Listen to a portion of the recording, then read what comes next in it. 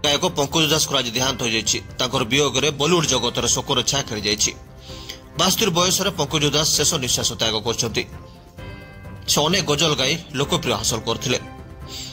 2006 मसीह पंकज दास को मिलता पद्मश्री पुरस्कार और 17 मे 1951 गुजरात जन्मग्रहण करते।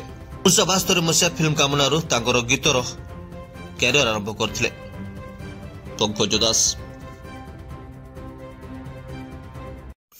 आरोपर विशिष्ट गजल गायक पंकज दास सोमवार 72 बयस परलोक घटी।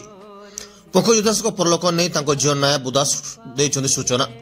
पंकज परलोक पर संगीत जगत शोकर छा खेली जाइए। अनेक श्रोता सोशल मीडिया जरिए शोक प्रकाश कर गजल दुनिया जड़े उज्जवलमय तारका थे पंकज दास। आज भी अनेक कार्यक्रम गजल स्वर देखा मिलूला। स्वर में लोक मन किणी तेज गत किछि दिन धरी से असुस्थ थे। हस्पिटाल चिकित्सा चलता। फेब्रुआरी 24 तारिख सकाळ प्राय 11टा बेलू ब्रिज क्रांडी हस्पिटाल देहांत घटी। ब्यूरो रिपोर्ट मो न्यूज।